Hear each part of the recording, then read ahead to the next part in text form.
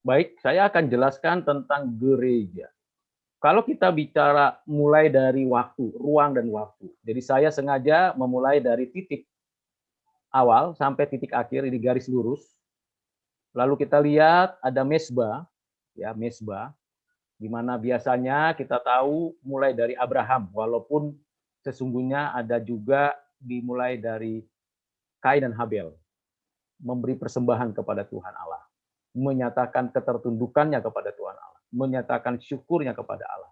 Tetapi di dalam konteks kisah Abraham itu terlihat dengan jelas rangkaiannya. Bagaimana Abraham memberikan persembahan, mendirikan mesbah bagi dirinya secara pribadi. Lalu kemudian kita lihat perjalanan orang Israel. Setelah Tuhan mengutus Musa membawa orang Israel keluar dari perbudakan di Mesir, kira-kira 2 minggu setelah itu keluar dan melintasi Laut Merah. Lalu Musa menghadap Tuhan di Gunung Sinai dan menerima perintah Tuhan membuat kemah suci.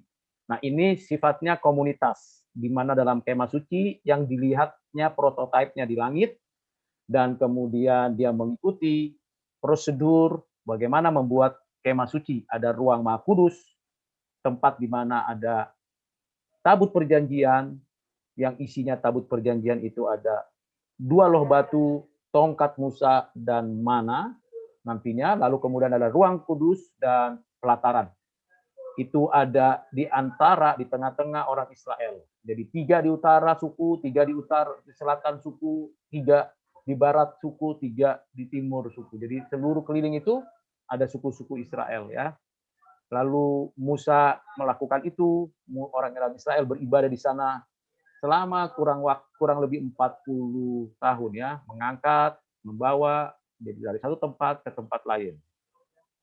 Lalu selanjutnya adalah bait Allah, di mana Tuhan meminta Salomo lah yang membuat bait Allah. Ini ada di 1 Samuel ya. Begitu juga di sana jelas sekali orang Israel beribadah. Jadi prototipenya, konstruksinya itu di dalam kemah suci.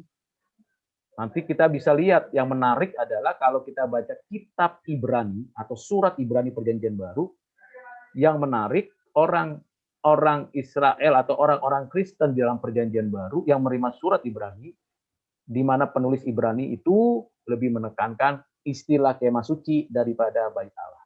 Berbeda dengan Rasul Paulus yang lebih menekankan konsep bait Allah. Sama tetapi beda, beda tapi sama. Samanya di mana? Sama-sama tempat di mana Tuhan berkarya, sama-sama tempat Tuhan menyatakan diri, tetapi kalau bait Allah itu tetap itu di Yerusalem, sedangkan kemah suci itu dibawa dari satu persinggahan ke persinggahan lain, beriringan sampai ke tanah perjanjian. Selain itu, karena konteksnya ada perpecahan kerajaan Israel menjadi utara dan selatan, utara dihancurkan oleh kerajaan Asyur tahun 722 sebelum Masehi, kemudian Israel selatan dihancurkan oleh kerajaan Babel, khususnya Raja Nebukadnezar, lalu dibuang ke Babel, dan kira-kira tahun 510 sampai 410 itu diperkirakan Imam Ezra kembali memulihkan bait Allah yang sudah dihancurkan, dirusak oleh Nebukadnezar. Tetapi saat yang sama ada 3 pekerjaan yang dilakukan Imam Ezra selain juga membawa orang Israel kembali ke tanah perjanjian. Yang kedua adalah Imam Ezra mendirikan sinagog. Nah, ini menarik. Kenapa? Sinagog ini bukan bait Allah, tetapi perpanjangan pelayanan yang ada di bait Allah. Modelnya mirip seperti gereja sekarang. Ya, ada kursi-kursi di belakang, ada jemaat yang hadir, ada mimbar, ada firman Tuhan, ada doa, ada pujian. Jadi mirip, tata ibadahnya mirip-mirip dengan gereja sekarang. Dan memang orang-orang Kristen Perjanjian Baru mengimitasi tata ibadah di sinagog. Sinagog itu dimanapun ada, bahkan pernah kalau tidak salah saya membaca di Surabaya dan di Manado itu ada sinagog orang Yahudi. Apakah ada orang yang beragama Yahudi atau apakah ada orang yang beraliansi ke agama Yahudi dari orang Indonesia atau keturunan Yahudi? Yang pasti pernah ada dan bangunannya masih ada sampai sekarang. Itu sinagog. Tapi sinagog nggak bisa menggantikan bait Allah. Karena di bait Allah ada korban yang dipersembahkan binatang. Kalau di sinagog hanya ada 3 kegiatan, yaitu ibadah, lalu diskusi teologis ya di sana, kemudian bahkan di sana juga menjadi sentral pendidikan orang-orang Yahudi, orang-orang Israel. Di zaman Esra ini jelas sekali menjadi dampak ya, ini revival orang Israel yang terbuang dan masuk kembali, dan ini berdampak kepada perjanjian baru ternyata sampai Tuhan Yesus datang. Ingat, Tuhan Yesus berulang kali selain di bait Allah memberitakan firman Tuhan, hal kerajaan surga di rumah-rumah ibadat orang Yahudi. Itu maksudnya sinagog ya. Dan ini menjadi penting di dalam latar belakang kehidupan gereja perjanjian baru. Sentralnya tentu Kristus ya. Dan Roh Kudus dicurahkan pada hari itu, lalu Roh Kudus itu meneruskan karya Kristus di bumi untuk menyatakan anugerah Bapa, menerapkan karya penebusan Kristus untuk orang pilihan yang telah ditetapkan oleh Allah di dalam kekekalan. Dan Roh Kudus memang bekerja dari mulai penciptaan, bahkan dalam konteks kejatuhan tetap Tuhan berkarya memberikan providensi ya, tapi spesial untuk hari Pentakosta seperti yang dijanjikan Bapa melalui Kristus dan diajarkan Kristus kepada murid-muridnya menjelang kematiannya, Roh Kudus dicurahkan, gereja lahir, baik melintasi berbagai bangsa, juga melintasi berbagai generasi. Dan mulailah dalam sejarah gereja hadir secara institusional. Nah, ini penting ya. Nah, zamannya Yesus, gereja hadir secara organisme, secara individual, komunitas murid-murid Kristus, mazhab Kristus menurut orang-orang pada zaman itu. Dan pada abad kedua, mulai masuk abad ketiga, itu secara institusional. Sudah ada gedung-gedung gereja yang model, prinsip, konsep mirip dengan sinagog. Tapi tidak sama seperti sinagog. Karena tentu bukan hanya perjanjian lama yang diajarkan hamba-hamba Tuhan, bapak-bapak gereja, tapi juga perjanjian baru lebih fokus menekankan pada kehidupan, keselamatan di dalam Kristus. Dan itu dituliskan di mana? Di Kisah Para Rasul, di mana Petrus berdiri, menyatakan kebenaran Allah, membawa banyak orang kembali kepada Kristus, 3.000 orang bertobat dan dibaptis, lalu kemudian bersekutu bersama, dan terjadilah komunitas gereja di Yerusalem, kemudian di Judea, di Samaria, sampai ke ujung bumi. Kisah Para Rasul sebenarnya lebih tepat kisah karya Roh Kudus. Kalau kita baca bagaimana Roh Kudus memimpin para rasul, murid-murid, mulai melakukan pelayanan, mulai menyatakan pemberitaan Injil, dan berdirilah gereja di Yerusalem dan berbagai tempat. Jadi ini hal yang penting perlu kita lihat sampai dengan gereja dilahirkan dan tekun mengerjakan tugas tanggung jawab pelayanannya, terjadi pembaharuan, terjadi regenerasi, dan pengkonversi, bagaimana terjadi 3 hal penting: persekutuan, pengajaran, kesaksian. Ini 3 hal penting di awal. Pertama, gereja ada dan hadir. Ada persekutuan, ada pengajaran, ada kesaksian. Seluruhnya dipimpin, dipelihara, dijaga oleh Allah Tritunggal untuk gerejanya berdasarkan penebusan yang dinyatakan Kristus. Ini gereja yang tidak kelihatan. Dari mana? Dari mulai pertama, kalau bisa saya katakan dari Adam sampai akhir zaman, adalah orang-orang percaya, itu yang dimaksud gereja yang tidak kelihatan. Kita, saya, teman-teman mahasiswa, siapapun kita, dimanapun berada, kita adalah gereja. Tetapi dalam konteks kesejarahan kita, kita adalah gereja yang kelihatan, yang institusional. Kita terhisap dalam berbagai denominasi. Ada GKI, GPIB, HKBP, GRII, GBI, Betani, apalagi Pentakosta, kemudian gereja-gereja yang mainstream, gereja Katolik, ya gereja apalagi Presbyterian, macam-macam, maupun gereja-gereja yang kontemporer yang hadir pada zaman ini, pada abad ini. Sampai nanti akhir zaman, kita adalah gereja. Gereja adalah kita. Jadi perhatikan baik-baik prinsip ini. Jangan sampai kita merasa diri sendiri gitu ya. Walaupun kita beda denominasi, beda latar belakang kesejarahan kehadiran kita sebagai anggota gereja, tetapi kita adalah gereja. Sesama gereja jangan saling mendahului ya, seperti motonya kalau bawa mobil dengan bis ya. Sesama gereja jangan saling mendahului. Lebih dalam lagi, sesama gereja jangan saling menghina, meremehkan, melecehkan, merendahkan. Justru sesama gereja bergandengan tangan dan memuliakan Allah, menjadi saksi Kristus dalam 3 hal: persekutuan, pengajaran, kesaksian. Ya, saya ulangi, persekutuan, pengajaran, kesaksian. Ini penting. Nah, ini adalah awal, ya, awal, dicatat mana yang belum mengerti, dicatat mana yang tidak dipahami. Saya lanjut. Saya melanjutkannya dalam konteks keseluruhan teologis, jadi pemikiran teologis. Tadi historis biblical, sekarang pemikiran teologis tentu sumbernya dari ajaran Alkitab, bapak-bapak gereja, dan pemikiran-pemikiran Kristen lain. Gereja. Kalau bicara historis, tentu kita tahu dalam perjanjian lama dan perjanjian baru, maupun setelah perjanjian baru.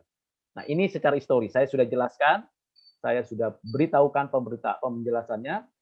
Banyak buku tentang hal ini. Saya punya 2 buku, kalau kalian mau membacanya dalam bahasa Inggris.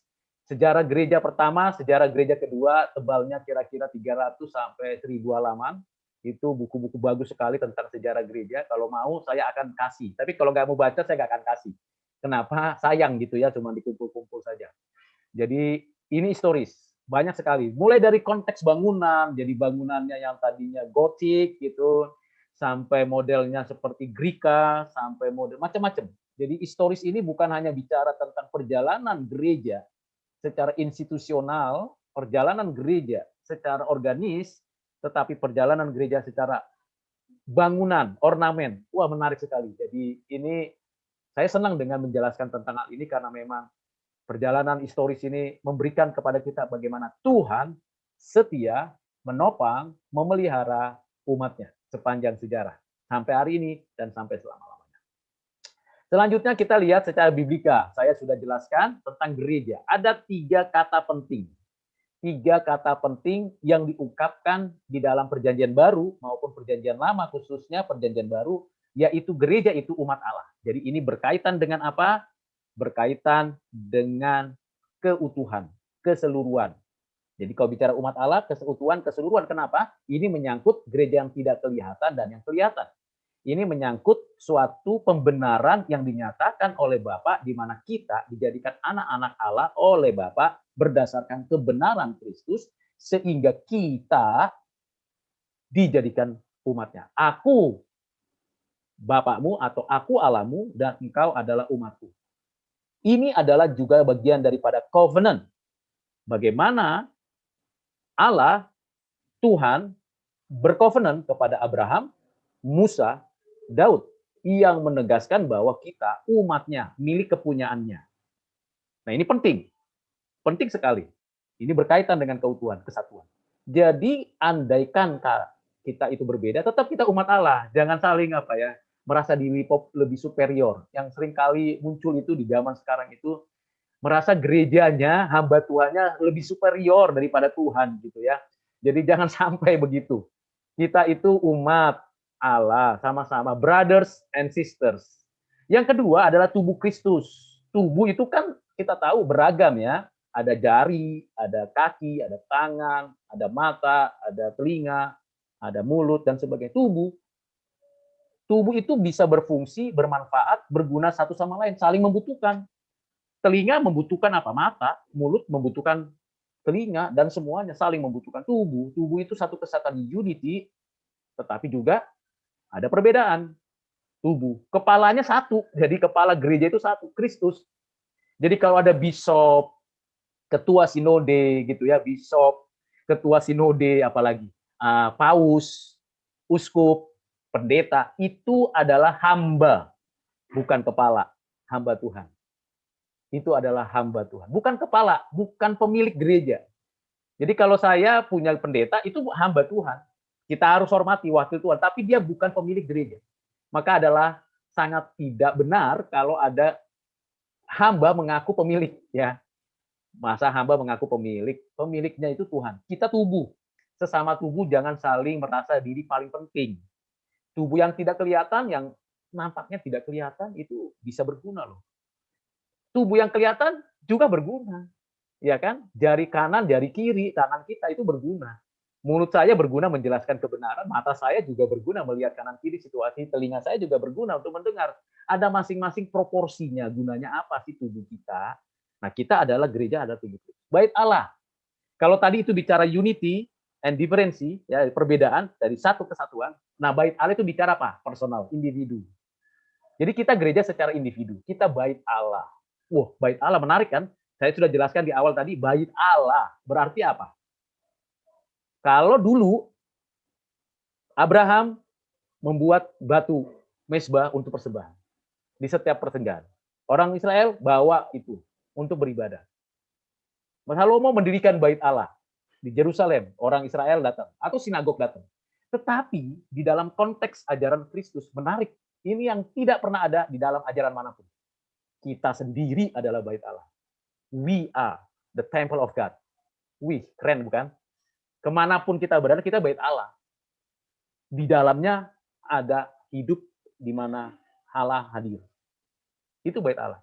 Jadi ketika kita ini sekarang lagi Zoom meeting ini, saya sedang berhadapan dengan bait Allah, dan saya sendiri bait Allah, individu. Jadi kalau bait Allah itu kudus, ya jangan dicemari lah. Yang merokok, berhenti merokok. Ya kan? Yang minum minuman keras, berhenti minum minuman keras. Yang nonton film-film porno, berhenti nonton film-film porno. Yang keranjingan game, berhenti keranjingan game. Begitu.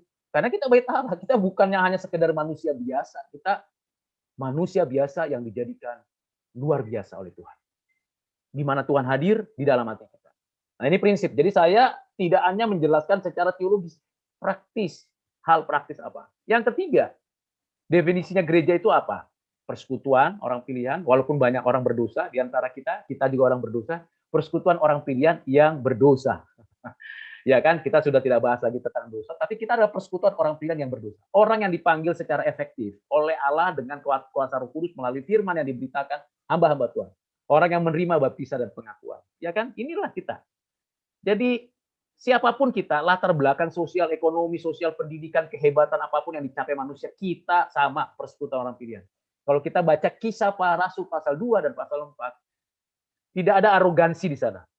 Maka di dalam surat Paulus kepada jemaat Korintus, 1 Korintus, itu Paulus marah sekali dan menegaskan kembali bahwa apakah mungkin Tuhan terpecah-pecah gitu. Oh, saya golongan Apolos, golongan apa lagi? Golongan Paulus, golongan Yesus, golongan yang lain gitu, merasa diri lebih superior. Tidak. We are brothers and sisters.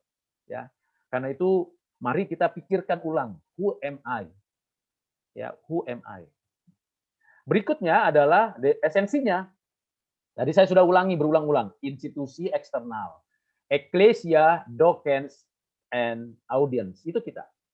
Kita gereja, kita juga yang menyatakan kegerejaan kita kepada orang lain. Orang lain lihat, kita itu adalah terang, kita itu adalah garam. Bukan menjadi ya, banyak sekali membaca Alkitab itu keliru. Menjadi dengan adalah itu dua hal yang berbeda.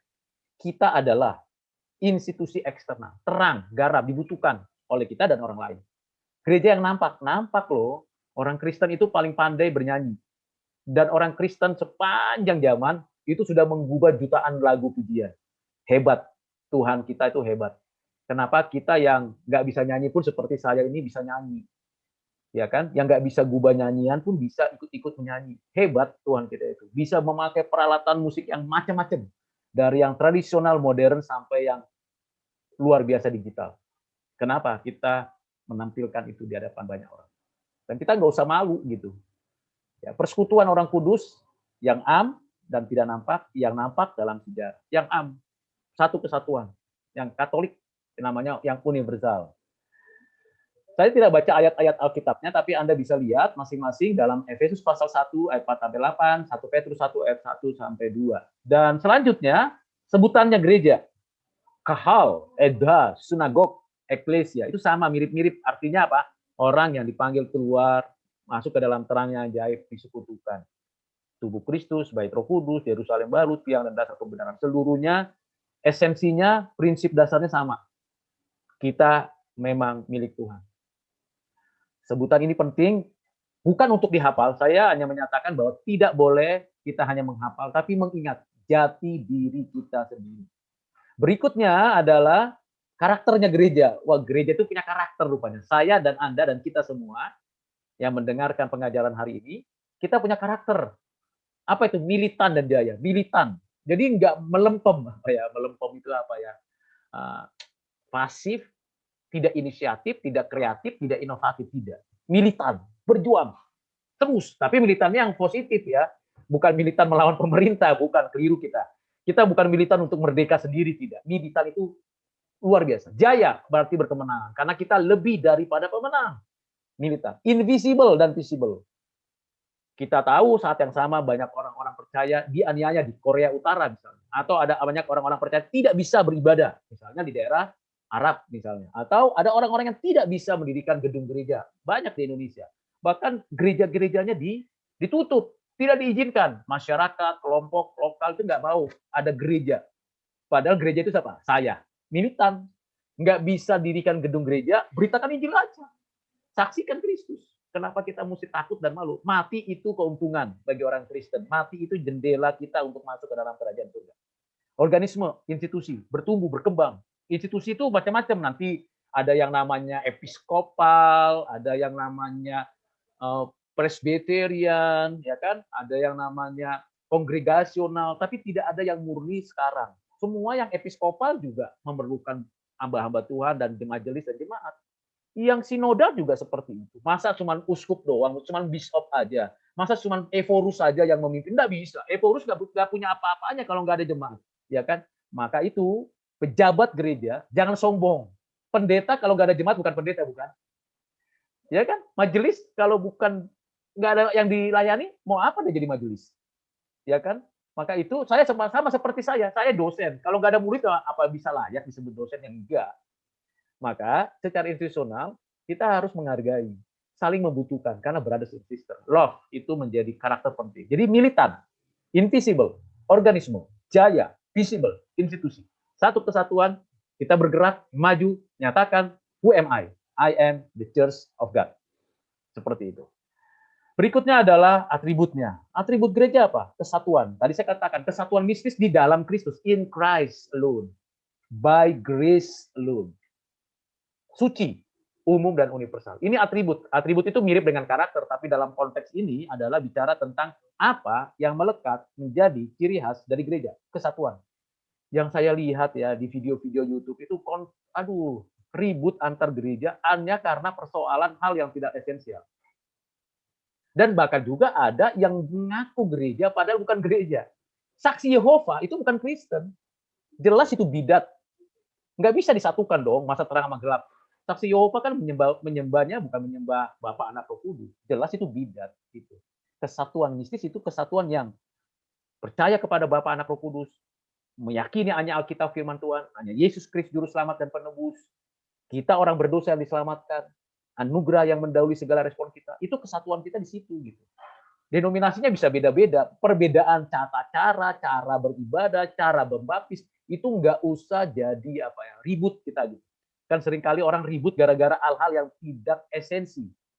Yang diributkan yang tidak esensi. Coba ribut soal bagaimana ya gereja di dalam hubungannya dengan negara. Nah, itu harus dikuatkan. Apakah gereja pernah aktif melaksanakan pencegahan pandemi COVID-19?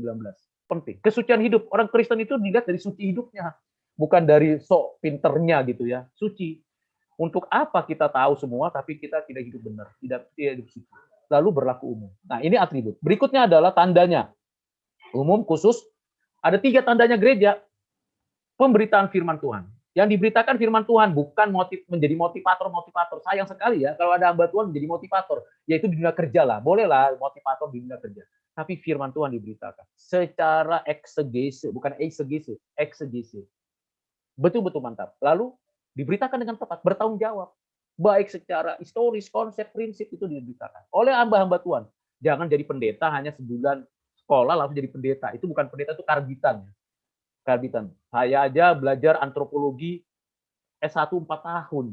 Ngambil S2 saya teologi 4 tahun tambah 2 tahun untuk MTH-nya. Ngambil lagi untuk magister kebijakan publik 2 tahun. Masa ada orang jadi pendeta cuman hari Minggu saja lalu dipendetakan. Kan itu nggak logis, berlawanan dengan hukum moral yang ada. Memberitakan firman harus bertanggung jawab. Sakramen. Nah, ini ada berbanyak perbedaan. Ada orang Katolik, ya gereja Katolik ada 7 sakramen.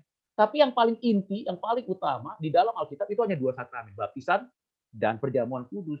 Baptisan untuk kita disatukan di dalam tubuh Kristus sebagai satu kesatuan. Perjamuan kudus untuk mengingat kita akan karya Kristus dan menjadi saksi Kristus. Lalu disiplin.